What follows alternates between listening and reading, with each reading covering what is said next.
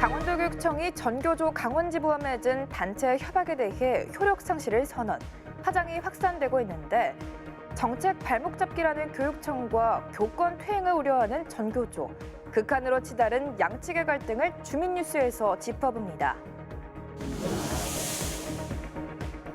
신발을 튀겨도 맛있다는 튀김 요리의 인기, 덕분에 조리 후 벌어지는 튀김 부스러기의 양이 연간 90만 톤. 그런데 이 튀김 부스러기가 바이오 디젤의 원료에서부터 포장재에 이르기까지 재활용되고 있다는데 알고 보면 놀라운 튀김 부스러기의 재발견 알려드립니다. 강원특별자치도 출범 이후 첫 권한 행사로 축구장 85개 면적 해제 소식과 럼피스킨 확산, 고병원성 AL 등 잇따른 가축 전염병으로 비상 걸린 방역 소식 등 한 주를 뜨겁게 달군 현안과 이슈, 주간 뉴스픽에서 깔끔히 정리해드립니다. 최근 정치권 최대 이슈메이커로 떠오른 명태균. 혹시 강원도로 불똥이 튀지는 않을까? 그리고 곧 발표될 영월 삼척 고속도로 예비 타당성 조사 결과는 어떻게 전망되고 있을까?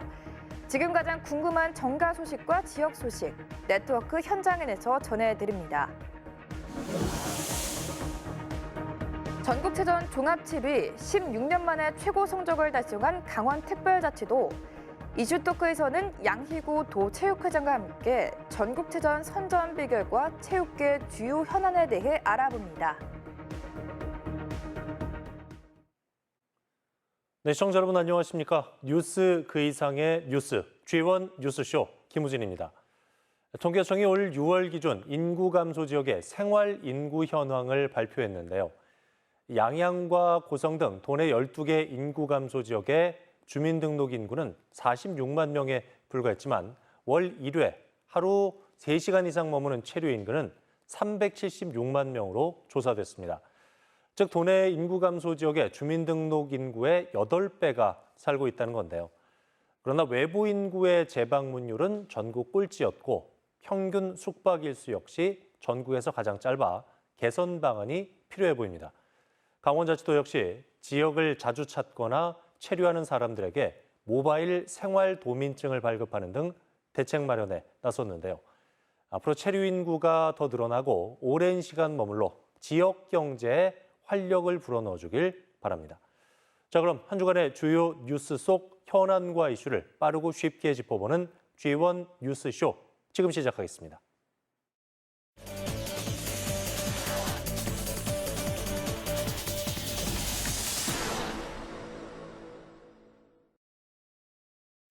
도교육청은 지난 2021년 민병희 교육감 재임 당시 전교조 강원지부와 단체 협약을 체결했습니다. 주요 협약 내용은 초등 진단평가 및 일제 형식의 평가 금지, 다양한 교과 및 예체능 분야 경시대회 금지, 이 밖에도 500건이 넘는 단체 협약이 맺어졌습니다.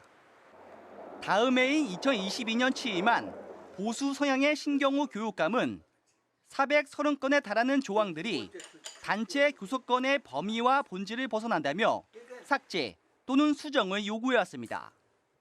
신 교육감이 전교조를 상대로 단체 협약 실효를 통보한 이유입니다. 신 교육감은 건전한 노사관계 정립을 위해 효력 상실 통보를 차일피일 미뤄오다 강원교육 발전을 위해 내린 불가피한 선택이었다고 설명했습니다. 노조의 권리만을 일방적으로 주장하며 오히려 89건의 조항을 더 신설할 것을 요구하고 있습니다. 이에 대해 전교조 강원지부는 즉각 성명을 내고 신 교육감을 강력 규탄했습니다.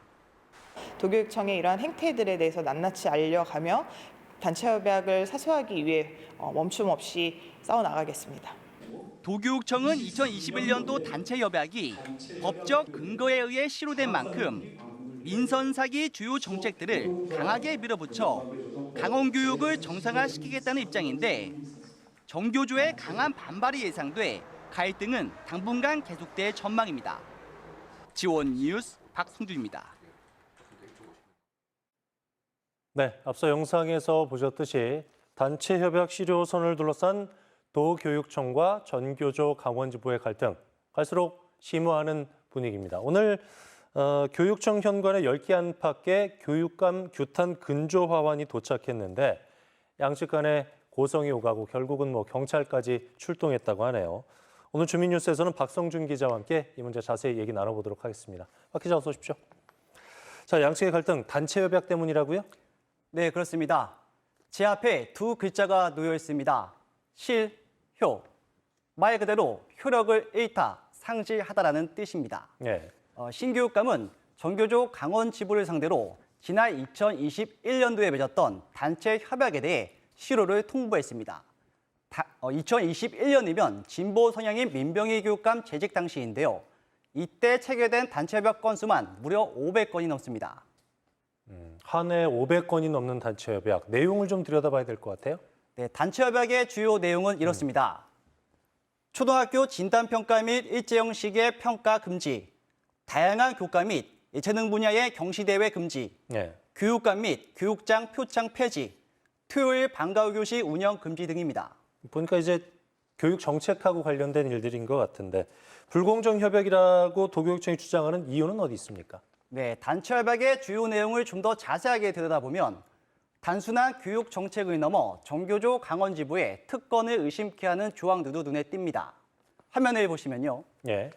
전교조 전임자가 임기를 마치면 본인이 원하는 곳으로 발령을 받을 수 있고 유치원 평가 계획 수립 시 전교조와 협의가 가능합니다.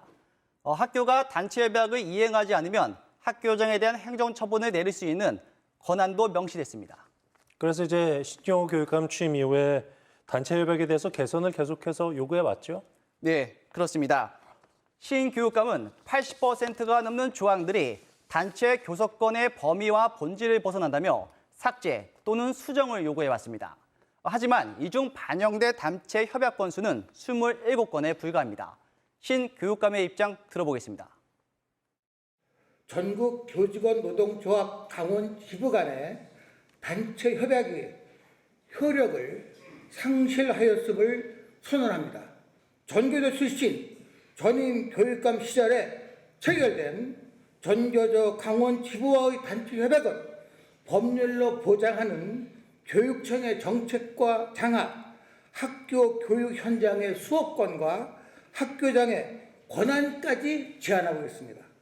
이는 분명히 단체 교섭권의 범위와 본질에서 벗어난 단체 협약인 것입니다. 도교육청이 전교조하고 대화라든가 협상이 아니고 단체 협약 실효 선언한 근거는 어디 있습니까? 네, 단체 협약의 유효 기간은 1년입니다. 예. 화면을 보시면요. 지난 2021년 단체 협약 체결 이후 이듬해 양측의 이견이 없어 자동으로 갱신됐습니다. 예. 하지만 지난해 도교육청이 갱신을 요구했지만 전교조와의 타협점을 찾지 못하면서 갱신되지 못했습니다. 그해 10월 법적 효력을 상실했다는 게 도교육청의 설명입니다. 그렇군요. 이에 대한 전교조의 입장은 어떤 거예요? 네, 전교조는 즉각 성명을 내고 신교육감을 규탄했습니다. 전교조는 도교육청이 삭제 또는 수정을 요구하는 조항들이 대부분 교사들의 임금과 근로조건, 복지와 관련된 내용이라는 겁니다. 심지어 공직선거법 위반 등의 혐의로 재판을 받고 있는 신경호 도교육감이 자신의 정치적인 입지를 굳히기 위해 전교조를 이용하는 것 아니냐는 지적도 있습니다. 전교조의 입장 들어보겠습니다. 강원도교육청은 430건에 대해서 수정 또는 삭제 의견을 보내왔는데요. 2000년부터 24년간 유지 발전해온 단체 협약을 이렇게 일방적으로 삭제, 수정 요구를 해오고 있습니다. 또 교섭 전부터 협의가 지지부진하면 일방적으로 협약을 파기할 수 있다라는 입장도 공공연히 밝혀왔는데요. 오늘 실효 선언은 굉장히 유감스럽습니다. 얘기를 듣다 보니까 양측의 갈등이 쉽게 봉합될 것 같지는 않은데 박 기자는 어떻게 전망하세요? 네, 전교조는 사실상 도교육청이 교사들과의 전쟁을 선포한 것이나 다름없다는 입장입니다. 때문에 물리적인 충돌 가능성도 배제할 수 없습니다. 도교육청도 배수의 진을 친 만큼 단체 협약을 둘러싼 교육계의 갈등은 당분간 지속될 전망입니다. 네, 지금까지 주민뉴스 박성준 기자와 얘기 나눠봤습니다. 박 기자 잘 들었어요? 튀기면 뭐든 맛있다. 새우, 오징어, 심지어 신발도 튀기면 맛있을 거란 말이 있는데요. 그런데 이 맛있는 튀김을 만들고 남은 튀김 부스러기들 다들 어디로 가는지 알고 계신가요? 국내에서 나오는 튀김 부스러기만 연간 90만 톤에 이릅니다. 보통 튀김 부스러기는 배출 규제가 없어 일반 쓰레기나 음식물 쓰레기로 버려지고 있다는데 근데 이 튀김 부스러기 한 재활용 업체에서 경유로 만들고 있다는데요. 국내 치킨집이나 햄버거 가게, 학교 급식실 등에서 치킨이나 튀김 요리를 만든 뒤 쓰임새가 없어진 튀김 부스러기. 이 튀김 부스러기는 그동안 대부분 버려졌는데요. 요즘 이 튀김 부스러기의 재활용 비율이 점차 높아지고 있습니다. 한 재활용 업체에서는 식당에서 남은 튀김 부스러기를 뜨거운 물에 넣고 건져 올린 뒤 기름을 짜는 방식으로 폐식용유를 생산합니다. 경유에는 신재생 에너지법에 따라 의무적으로 3.5% 바이오 디젤을 섞어야 하기 때문에 이렇게 만들어진 폐식용유는 디젤 원료로 사용됩니다. 하지만 폐식용유는 대부분 수입에 의존하고 있는데요. 우리나라의 자원을 쓰레기로 버리고 외국의 폐식용유를 수입하고 있습니다. 연간 식용유 사용량이 114만 톤인데 회수되는 양이 25만 톤밖에 안 되고 있다는데요. 식용유를 쓰는 업체나 상인들 입장에서 돈 내고 버리던 폐식용유를 되팔 수 있어서 좋다고 하는데 더 많은 양이 활용되면 좋겠네요. 또한 폐식용유를 만들고 나오는 2차 부산물로 배출되는 튀김박을 이용해 플라스틱을 대체할 수 있는 포장재의 소재로도 쓸 수 있습니다. 한 중소업체와 경상국립대 연구팀은 튀김 부스러기를 포장재 소재로 개발하는 데 성공했는데요. 다당류 성분으로 이루어진 튀김박을 바인더로 이용해 폐골판지, 볏짚 파우더, 그리고 커피 찌꺼기를 다양한 형태의 3차원 구조체로 변환시켰고 덕분에 버려질 뻔한 튀김 부스러기가 소중한 자원으로 다시 태어납니다. 또한 튀김 부스러기들은 화목보일러 땔감으로도 활용될 수 있다고 하네요. 이렇게 튀김 부스러기가 경유, 포장재, 보일러 땔감으로 변신하다니 정말 상상 초월이죠. 여러분이 좋아하는 그 바삭한 튀김이 만들어질 때 나오는 부스러기가 쓰레기에서 훌륭한 자원으로 탈바꿈한다니 기술이 발전되어 더 많은 양의 튀김 찌꺼기가 활용되는 날이 오면 좋겠네요. 아니 이거 정말 아낌없이 주는 튀김 아니에요? 오늘 저녁은 치킨이나 먹을까나? 여러분은 이 튀김 부스러기의 놀라운 변신에 대해 어떻게 생각하시나요?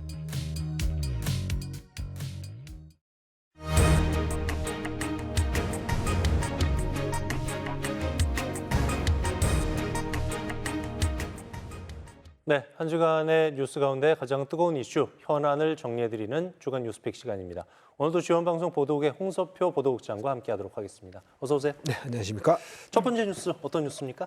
네, 오늘의 첫 번째 픽은 도지사가 농지 해제 지역개발 숨통입니다. 네, 강원특별법 시행 이후의 첫 권한 행사, 4대 핵심 규제 가운데 하나인 농지 규제 완화에서 시작이 되겠네요. 네, 그렇습니다. 강원특별자치도법이 지난 6월부터 본격 시행됐는데요. 그 시행 이후에 처음으로 가시적인 성과라고 평가할 수 있겠습니다.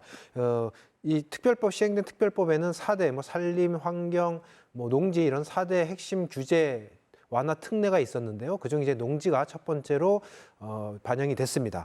어제 미래산업 글로벌 도시 종합계획 심의위원회가 강원자치도에서 있었고요. 여기서 강원도 4개 지구에 대해서 절대 농지로 불리는 농업진흥지역을 개발이 가능한 농촌 활력 촉진지구로 전환하는 안건이 심사를 통과했습니다. 여기에 보면 4군데인데요. 강릉 향호 지방정원, 철원 학저수지 체육시설, 또 양구 해안지방정원, 인제 토속오정 산업화센터 이렇게 4개 지역이 포함이 됐습니다. 면적으로만 따지면 해제 면적이 축구장 85개, 61헥타르 정도고요. 이 지역에서는 그동안 제한됐던 주택, 그다음에 상업, 체육시설 등이 신축, 그다음에 개발 가능하게 될 전망입니다. 네. 강원특별자치도 출범 이후에 도민의 피부에 와닿는 변화는 그렇게 느껴지지 않았던 것 같은데 네. 이거는 절대농지 해제 같은 경우는 주민의 직접적인 수요 또 요구가 반영된 상향식 개발 계획 아니겠습니까? 그렇습니다. 체감 효과도 좀 있을 것 같아요. 네, 그렇습니다. 말씀하신 것처럼 이번 규제에서는 일선 시군으로부터 신청을 받아서 강원자치도가 심사를 한 것이거든요. 다시 말하면 개발 수요 요구가 있는 지역에 대해 강원자치도가 심의를 한 것인데요. 지정 요건이라든지 기본계획 타당성이라든지 실행 가능성들을 두루 평가해서 선정했다 이렇게 보시면 될 것 같고요. 따라서 지역 주민과 지역과 주민들이 원하는 지역을 선정한 것이기 때문에 체감 효과가 크다라고 평가할 수 있겠습니다.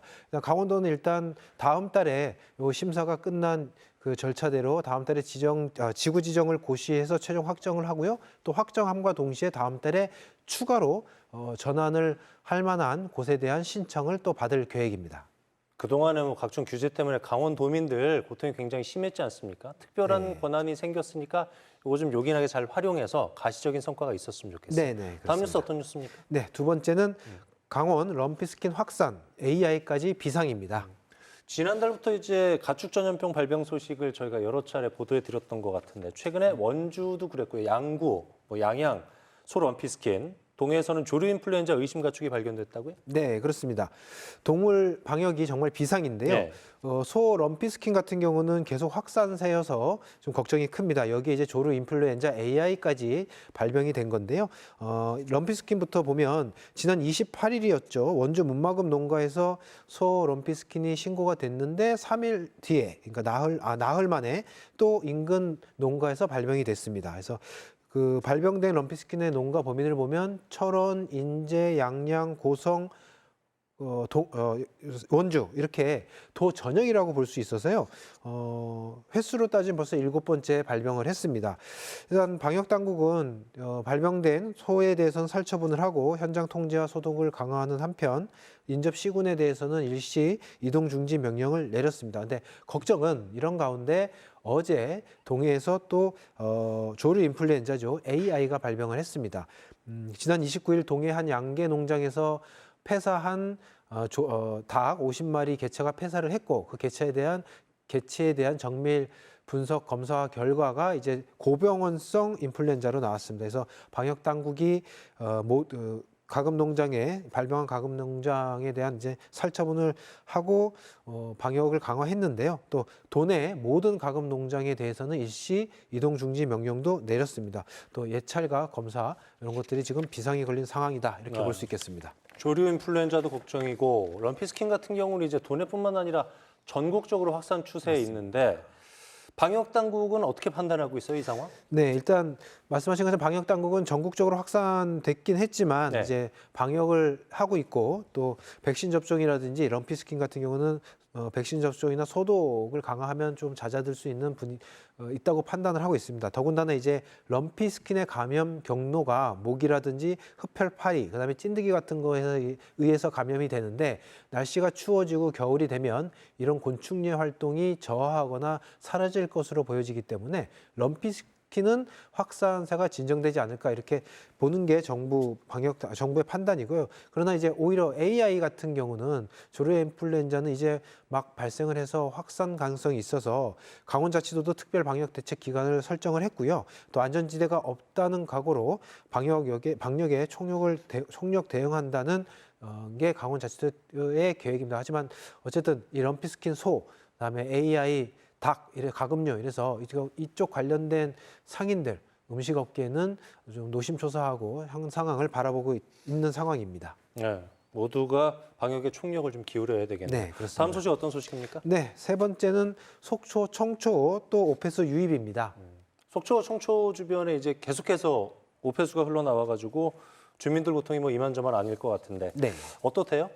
네, 뭐 작년에도 비슷한 상황이 있었는데 지난 주말을 전후로 해서 저희 지원 방송 쪽에 제보가 와서 저희 취재팀이 현장을 확인을 했는데요. 네. 희뿌연 오염수가 하수관로를 타고 청초호로 유입되는 상황이었습니다.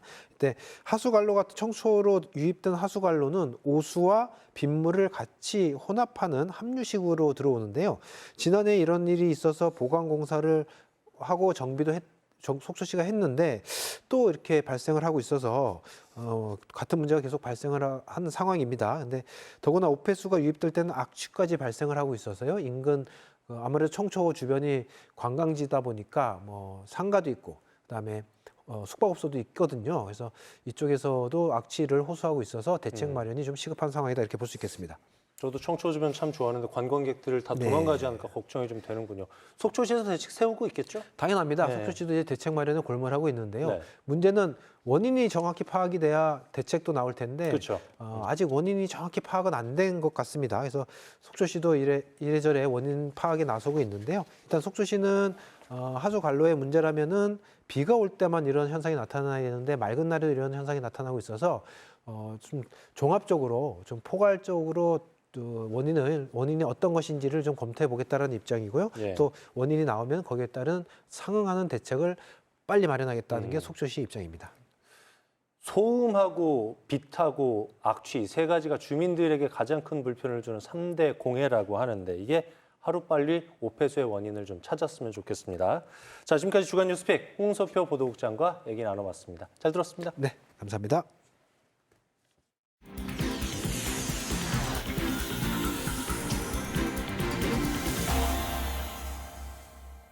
네, G1 뉴스쇼 함께하고 계신 지금 시각 7시 4분 지나고 있습니다. 이번 순서는 여러분이 가장 궁금해하는 정가 소식과 지역 소식 전해드리는 네트워크 현장 N입니다. 오늘은 서울과 영서지사를 연결해 보도록 하겠습니다. 국회 연결해서 정치권 소식부터 들어보죠. 김도환 기자. 네, 국회입니다. 네, 요즘에 명태균 이슈가 전국을 거의 집어삼키고 있다시피 하는데 오늘 민주당이 대통령과 명태균 씨 통화를 공개했어요. 파장이 클 것 같습니다, 이거. 네, 거의 매일 꼬리를 물고 의혹이 터져나오고 있는데 오늘 민주당이 대통령과 명태균 씨 통화 내용을 공개했습니다. 박찬대 원내대표가 직접 오전에 긴급 기자회견을 열었습니다. 제보센터에 들어온 내용을 자체 검증하고 또 법적 검토를 마친 뒤 공개했다고 밝혔습니다.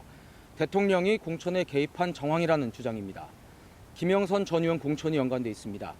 녹취에는 공관위에서 나한테 들고 왔길래 좀 해줘라 라는 취지의 윤석열 대통령 목소리가 담겼다고 민주당은 주장했습니다. 민주당은 이 통화가 재보궐선거 공천 직전인 2022년 5월이라고 설명했습니다. 민주당은 공천 개입 증거이자 헌정 질서를 뒤흔드는 위증 사안이라고 주장했습니다. 하지만 대통령실은 공천 관련 보고를 받은 적도 지시한 적도 없다고 밝혔습니다. 특히 녹취 당시 당선인 신분이었다는 점을 강조했습니다. 이 점은 민주당 기자회견 직후 권성동 의원도 거론했는데 대통령 취임 전이기 때문에 법적인 책임이 모호해집니다.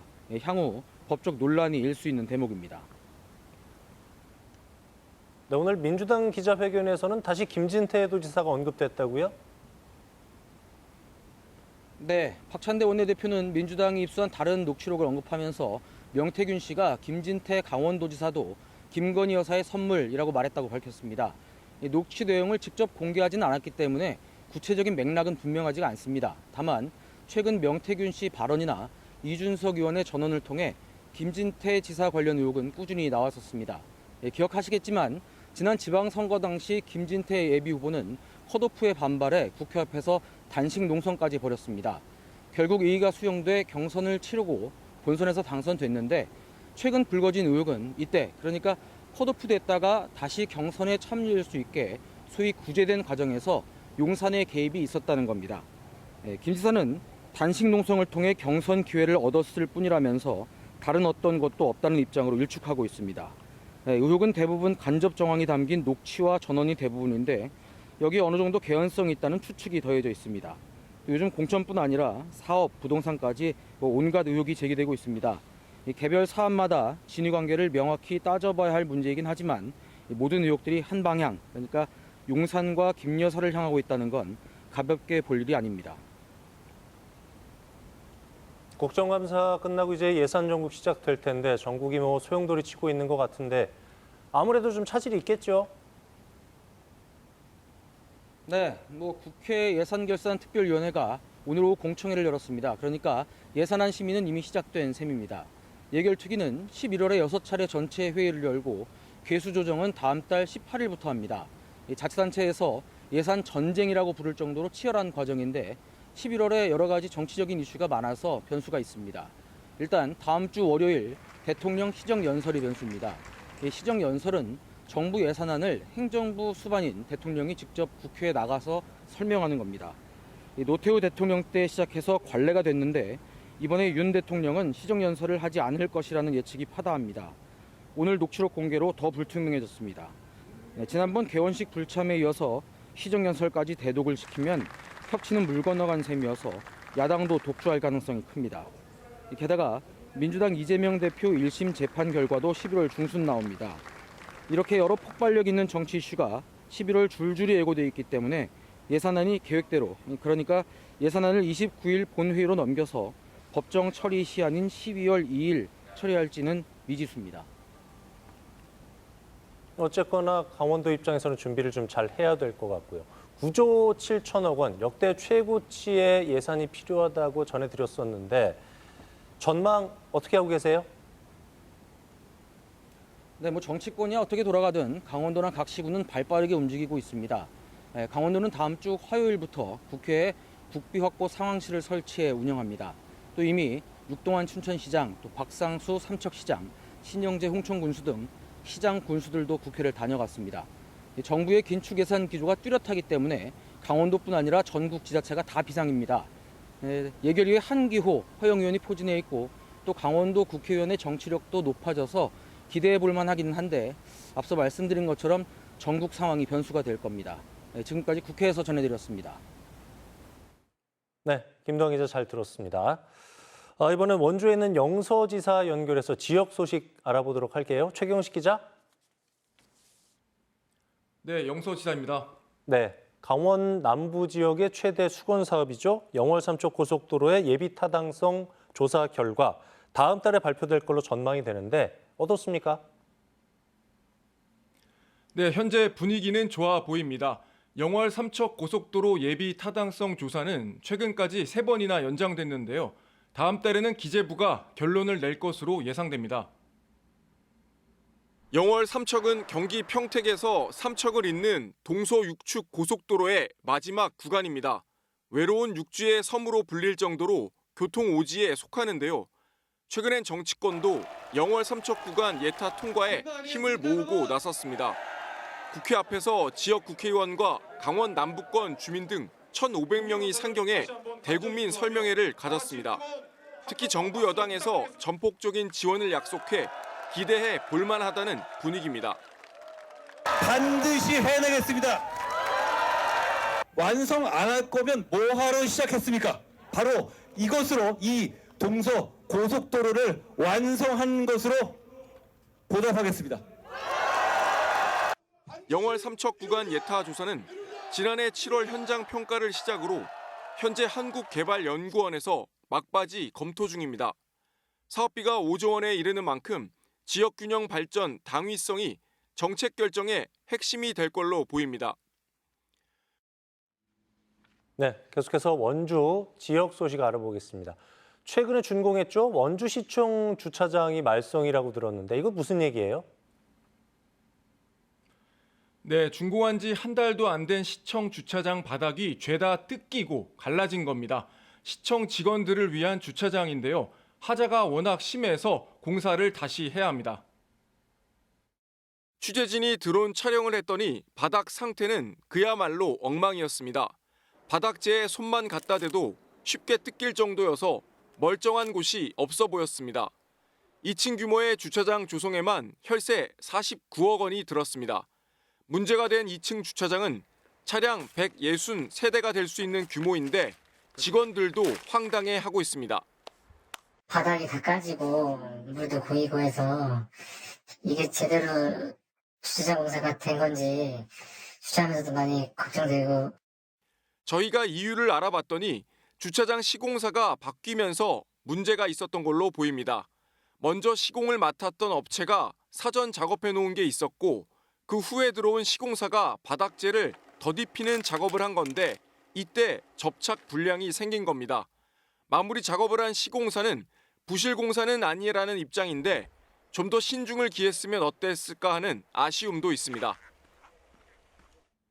네, 그런가 하면은 원주에서 지난 주말이었죠. 만두 축제가 열렸는데 대박 났다고 들었어요. 현장에 직접 다녀오셨다고 들었는데 분위기 어땠어요? 네, 말 그대로 대박이었습니다. 올해 2번째 열린 축제였는데 열기는 전국 유명 축제 못지 않았습니다. 축제가 열린 사흘 내내 중앙동 전통시장 일대가 관광객들로 북적이었습니다. 지난해 축제를 처음 선보였는데 20만 명이 다녀가 주목을 끌었는데요. 원주시는 올해 50만 명 이상이 방문한 걸로 예측하고 있습니다. 올해는 특히 축제 예산도 규모도 2배 이상 늘어나 프로그램이 더욱 알차고 풍성했습니다. 지난해처럼 올해도 외지인들이 많이 찾았다는 점에서 홍보도 잘 됐던 걸로 보입니다. 첫날인데도 불구하고 제가 볼 때는 굉장히 느낌이 좋아요. 하나의 음식을 딱 가지고 한다는 것 자체가 좀 매력 있는 것 같아요. 전국에 있는 갖가지 만두의 맛을 볼 수 있다고 생각해서 왔거든요. 먹거리로는 실패하지는 않을 것 같아요. 원주와 만두의 인연은 한국 전쟁 직후에 시작됐습니다. 미군에게 밀가루를 원조받아 당시 논밭에 흔하던 배춧잎으로 김치만두를 만들어 먹던 게 시초가 된 겁니다. 이번 축제는 전통시장 4곳이 모여있는 곳에서 열려 구도심 활성화에도 기여했다는 평가입니다. 축제 전문가들은 단 2번 만에 이렇게 대박을 치는 축제가 흔치 않다고 하는데요.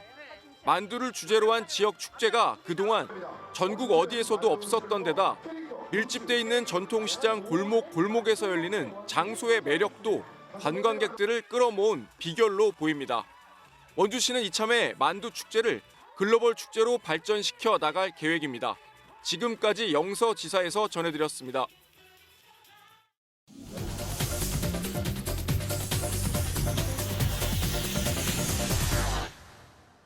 우리의 시선을 확 끄는 흥미진진한 뉴스를 골라 짚어보는 시간, 뉴스쇼 브리핑 아나운서 이가연입니다. 네, 11월 본격적인 김장철을 앞두고 배추를 구하려는 전쟁이 시작됐습니다. 하지만 금값된 배추 탓에 김포족도 많은데요. 아무리 그래도 한국인은 김치 없인 못 산다고 하죠. 우리 밥상의 터줏대감 김치, 꼭 드셔야 할 이유가 여기 있습니다. 일각에선 김치가 짠맛이 강하고 맵다 보니 비만을 부르는 나트륨 과다 섭취의 주범이라고도 생각하는데요. 실제로 배추김치가 식품의약품안전처사에 조사한 12세에서 64세 성인 남녀의 나트륨 급원 순위 1위를 차지합니다. 그런데 김치가 오히려 비만과 체중 감소에 도움이 된다는 사실 알고 계신가요? 최근 과학기술정보통신부 산하 세계김치연구소의 연구 결과에 따르면 김치를 매일 50g 정도 2, 3회씩 섭취한 사람들이 하나도 섭취하지 않은 사람들보다 체질량 지수가 약 15% 감소한 것으로 나타났습니다. 바로 장내 유익균이 증가하고 반대로 비만과 관련된 유해균이 감소했기 때문인데요. 또한 세포 동물 실험 임상 시험에서는 10주간 주 6일 하루 120mg의 배추김치를 경고 투여한 결과 체지방 31.8% 감소는 물론 뇌혈관 장벽 손상 개선 효과도 확인되었습니다. 이 결과로 인해 김치가 살찌는 주범이라는 오명을 벗었는데요. 다만 김치의 나트륨 함량이 높아 적당량만 섭취하는 것이 바람직하다고 하니까요. 이번에 김장을 담그실 때 소금을 좀 줄여보시는 건 어떨까요? 네, 다음 소식입니다. 여러분은 학생에서 성인이 되자마자 무엇을 가장 하고 싶으셨나요? 내가 직접 운전하는 로망 가졌던 분들 있으시죠? 정확히는 만 18세부터 취득이 가능해 특히 수능이 끝나면 운전면허 학원은 문전 성시를 이루곤 했는데요. 지금은 전혀 상황이 다릅니다. 전국 자동차 운전 전문 학원 연합회에 따르면 5년 사이 강원자치도 내 운전면허 학원은 4곳이 줄었고 전국 기준 역시 9년 사이 62곳이 폐원했습니다. 면허를 따려는 사람이 없기 때문인데요. 면허를 취득한 사람을 살펴보면 5년 만에 총 8만 9천 명이나 줄었습니다. 그중 대부분이 20대 이하인데요. 아무리 인구가 감소했다 해도 면허 취득자 감소율이 인구 감소율보다 2~3배 높은 것으로 나타났습니다. 그렇다면 왜 많은 청년들이 운전을 포기한 걸까요? 네, 짐작하셨듯 경제적 부담이 가장 큰 이유입니다. 차도 없을 뿐더러 있다 해도 보험료 같은 유지 비용을 당장 감당하기엔 힘들고 100만 원 가까이 되는 운전면허 학원 비용도 부담입니다. 게다가 최근 인기를 끄고 있는 킥보드나 전동 자전거 등 개인형 이동장치의 발전도 그 이유 중 하나입니다. 네, 줄곧 국가 자격증으로 꼽혔던 운전면허증이 필수가 아닌 선택이 되어가고 있는 지금 우리 사회의 씁쓸한 현실을 보여주고 있습니다. 네, 지금까지 뉴스쇼 브리핑 아나운서 이가연이었습니다. 네, 계속해서 도내 주요 인사와 화제 인물을 초대해서 얘기 나눠보는 이슈 토크 시간입니다. 오늘 오전이었습니다. 전국체육대회에서 종합 7위를 차지한 강원자치도 선수단의 환영식이 있었습니다. 16년 만에 대회 한 자릿수 등수를 기록하면서 강원도의 위상을 한껏 드높였는데요. 오늘 이슈 토크에선 양이구 도체육회장 모시고 전국체전에서 좋은 성적을 얻을 수 있었던 비결, 또 체육계 주요 현안에 대해서 말씀 나눠보도록 하겠습니다. 어서 오십시오, 회장님. 네, 반갑습니다. 양이구입니다. 네, 반갑습니다. 이번 체전에서 강원 선수단이 선전할 수 있었던 비결 어떻게 보고 계세요? 네, 먼저 우리 강원특별자치도 도민들께서 이번에 배구의 전국대회에 출전하는 우리 모든 선수들에게 많은 관심과 격려, 응원을 해줬기에 이러한 결실을 맺지 않았나 이렇게 생각을 먼저 해봅니다. 그다음에는 또 우리 선수들에게 운동을 할 수 있는, 훈련을 할 수 있는 이러한 예산의 뒷받침이 잘 되었기에 우리 선수들이 편안하게 1년 동안을 훈련했다고 생각하고요. 또 한 가지는 예산이 충분한 예산 관계에 의해서 우수한 황선우, 김우민 이러한 선수들을 대거 강원도에 영입을 했고 이번에 5관왕을 한 신소리 선수까지 이번에 큰 역할을 해줬기에 저희가 이러한 등위의 부상에 다가가지 않았나 이렇게 먼저 또 생각을 또 합니다. 또 한 가지는 저희가 사실 7위 하기에는 좀 벅찬 그러한 시도입니다. 왜냐하면 저희가 17개 시도에서 인구 비례한다면은 12위가 적합한 그러한 시도인데 16년간은 저희가 18년도에 10위권에 한번 9위권에 들어갔고요. 나머지는 거의 11위에서 13위를 했습니다. 그렇지만 이번에 인구가 많은 인천 300만 도시, 그다음에 대구 240만 도시를 저희가 무난히 이겼기에 7위에 달성할 수 있다고 이렇게 생각을 하고요. 또 하나는 우리 이번에 이 선수들이 한국 신기록 5개, 대신기록 27개, 총 32개 메달의 점수가 많은 점수가 확보되었기에 7위에 도달하지 않았나 이렇게 먼저 생각을 해봅니다. 네. 강원도의 위상을 드높인 수훈 선수들은 이제 언론을 통해서 많이 보도가 됐었는데 네. 1년간 참 선수들, 관계자들 고생 많이 했지 않습니까? 그렇습니다. 회장님께서 생각하시는 숨은 주역, MVP 누구를 꼽으시겠습니까? 사실 지금 뭐 소개드린 황선우라든지 신소리 선수라든지 또 김우민 선수라든지 이 스타들은 뭐 역대 뭐 많은 메달도 했고 5관왕도 받고 MVP를 받았습니다만 그 외의 선수로서는 이번에 우리가 영입한 신소리 선수, 체조에 5관왕을 한 선수, 그다음에 우리 강원 최고의 김영범 선수, 이러한 선수들이 큰 역할을 해줬기에 저는 누구보다는 오늘 이 5관왕, 3관왕, 4관왕 모든 선수들에게 저는 MVP를 주고 싶다는 말씀을 거듭 드리겠습니다. 네. 회장님, 전국체전이 갖는 의미, 중요성 어떻게 보고 계세요? 근데 전국체전은 사실 엄청나게 중요합니다. 왜냐하면 전국체전을 시발로 해서 아마 올림픽 선수가 출전이 되고 아시안 선수가 출전이 됩니다. 그렇기 때문에 지금 우리나라 전국체전은 특별한 거 없이 우리 장미란 선수, 황영조 선수, 또 진정호 선수, 또 이번에 임시현 선수 올림픽 대거를 만들어낸 그러한 계획이 전국체전입니다. 예. 또 하나는 전국체전에서 그 많은 성적에 따라서 우리 강원도민들한테 저희가 강원도 체육회에 성적을 받는 그러한 틀이 아닌가 생각을 하고요. 또 이 전국체육대회가 중요한 것은 105년 동안에 딱 한 번 6.25 전쟁 시에도 이 전국체전은 계속 진행됐다고 이렇게 합니다. 그렇기 때문에 이 전국체전에 대한 거는 굉장히 참 저는 중요하고 모든 선수들이 여기에 대거 금메달 땀으로서 모든 실업팀이라든지 국가대표라든지 선발되는 게 이 시점이라고 저는 이렇게 생각을 합니다.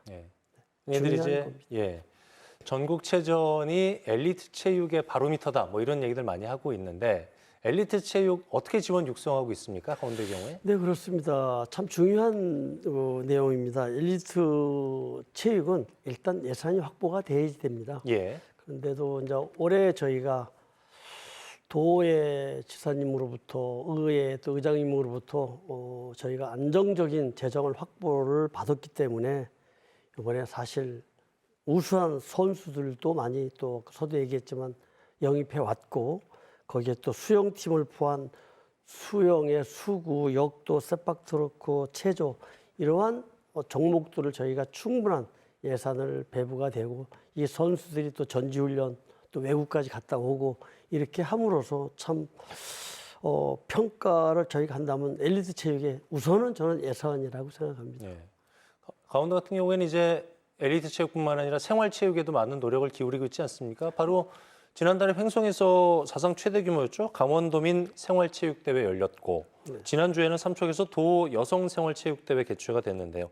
생활체육 육성 사업 관련돼서는 어떤 것들이 있습니까? 네, 그렇습니다. 우리 강원도 내의 큰 대회, 종합대회가 도민체전은 전국대회에 출전한 선수 선발전이고요.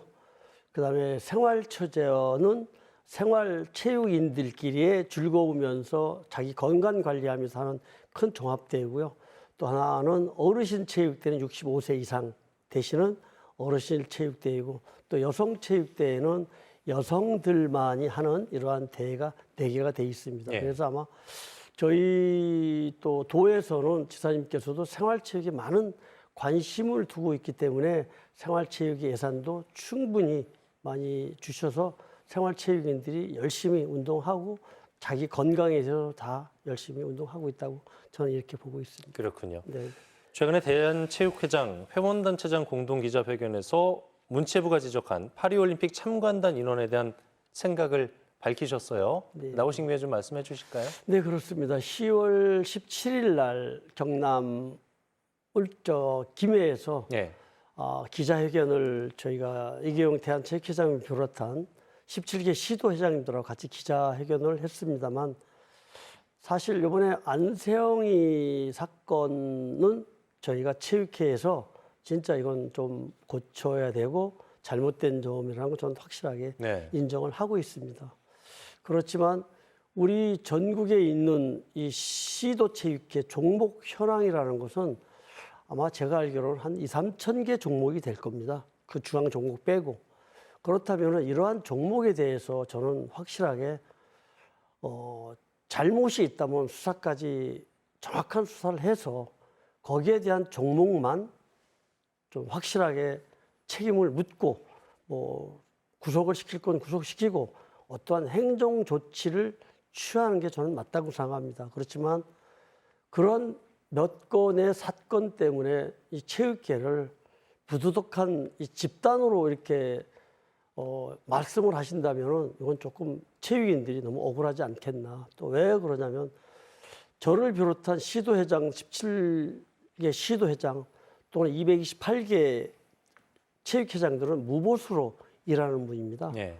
그러면서 사실 자기가 몇 천만 원에서 몇 억씩 써가면서 이 선수를 길러내는 이러한 시국인데 이걸 그런 나쁜 표현으로 이렇게 부도덕한 집단으로 표현을 하기 때문에 체육인들은 여기에 경청이 좀 불만을 많이 하고 있기 때문에 여기에 네. 대한 것은 좀 발언이 잘못되지 않았나 이렇게 말씀을 또 드리고요. 또 문체부와 또 대한체육회 이러한 관련 때문에 피해자는 사실 체육인들이라고 저는 생각합니다. 그렇기 때문에 이것도 빠른 시일 내에 네. 국가 차원에서 빨리 정리가 돼야 된다고 저는 생각을 하고요.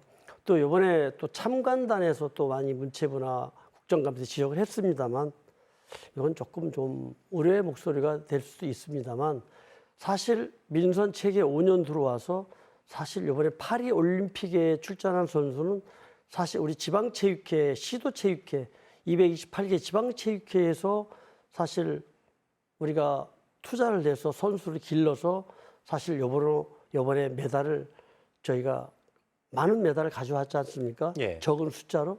거기에 저희가 분석해 본 결과 메달의 숫자에 비해서 52.6%라는 것을 저희가 투자를 해서 선수들이 메달 가져온 것입니다. 그렇다면 제가 오히려 국가대표 선수를 길러냈는데 참관단으로 가지 못한다면 거기 누가 가겠습니까? 참관단에 대한 거는 저는 조금 좀 억양도 있고 여기에 대해서는 앞으로는 저는 이건 잘했다는 거 자신 있게 저는 말씀드리고 싶습니다. 자기 새끼가 갔는데 거기 가서 안 볼 사람이 누가 있겠습니까? 그러니까 이거에 대해서는 조금 좀 앞으로도 이런 걸 좀 고쳐줬으면 하는 그런 바람입니다. 선생님, 야구에서 개최 예정이었던 어르신 생활체육대회 2번 연기 끝에 취소가 됐어요. 스포츠재단 설립한 양국은 또 이걸 반대하는 강원도 시군체육회 갈등 때문인데 어려운 문제 같습니다. 어떻게 풀어야 될까요? 네, 저는 그렇게 생각합니다. 먼저 어르신들에게는 올해 참 대회가 취소됨으로써 굉장히 좀 미안한 감을 가지고 있습니다만 이게 또 체육회와 지자체 간에 아무래도 이런 갈등 때문에 그런 것 같습니다. 지자체에서는 이 돈을 많이 체육 쪽에 지출하다 보니까 펜널티 관계 때문에 이러한 재단을 설립함으로써 또 지자체에서는 나갈 길이 있는 거고 또 체육 업무를 거기서 하다 보니까 시군구 우리 18개 시군 체육회에서는 또 우리 똑같은 업무를 또 지자체에서 하기 때문에 여기에 대한 이 두 양 단체 간의 갈등 때문에 좀 힘들었습니다만 제가 좀 중립을 서기 위해서 우리 시군 체육회장들과 양구까지 가서 군수님하고 면담을 하고 많은 시간을 몇 번 대시를 했습니다만 결국은 시군 체육회 협의회장 협의회에서 결국은 결렬을 시켜서 사실 대회가 무산이 됐습니다만 앞으로 이것도 9월 그때 23일 날 대한체육회장님이 오신 내용 중에 시군 체육회장님이 건의를 드렸기 때문에 이러한 사항도 제가 보기에는 아마 대한체육회에서 상위법을 고쳐서라도 어떠한 결과물이 내년에 나오지 않을까. 이거는 뭐 우리 차원에서 할 수 있는 게 아닙니다. 이거는 뭐 정부 차원에서 어떠한 조치를 해줘야 되기 때문에 그때까지 좀 기다려보고 있는 그러한 실정이라고 생각하면 될 것 같습니다. 이제 마무리 말씀으로 강원체육을 항상 응원해주고 사랑해주는 도민 여러분께 정리 말씀해 주시기 바랍니다. 네, 도민 여러분 일단 저를 믿고 체육회장에 당선시켜준 거에 대해 다시 한번 감사를 드리면서 민선 1기 또 2기에 들어와서 취임 5년차 이 강원특별자치도의 큰 성과의 쾌거를 일궈냈습니다.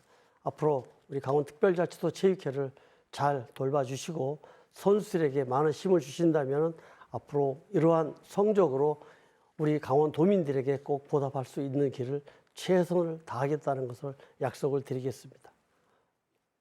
네, 이번 강원체전에서 강원의 이름을 걸고 혼신의 이름을 내며 뛴 우리 선수들, 지도자 여러분들 또 관계자분들께 박수를 보내드리면서요. 함께하는 강원체육, 건강한 강원특별자치도를 위해 체육회가 앞장서 주시길 바라겠습니다. 지금까지 양희구 도체육회장과 함께 얘기 나눠봤습니다.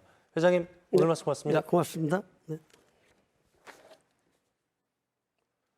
네, 최근 도내에서 신호등 없는 횡단보도를 건너던 보행자들이 차에 치이는 사고가 잇따르고 있습니다. 경찰청 교통사고 통계에 따르면 도내 횡단보도 교통사고는 해마다 200건 이상 발생하는 것으로 조사가 됐는데요. 요즘처럼 해가 좀 일찍 지지 않습니까? 이런 가을과 겨울철에는 보행자 교통사고 위험성이 높아진다고 합니다. 횡단보도에서는 운전자와 보행자 모두 각별히 주의하셔야겠습니다. 자, 뉴스 그 이상의 뉴스 주연 뉴스쇼. 저희가 준비한 소식은 여기까지입니다. 편안한 저녁 시간 보내십시오. 고맙습니다.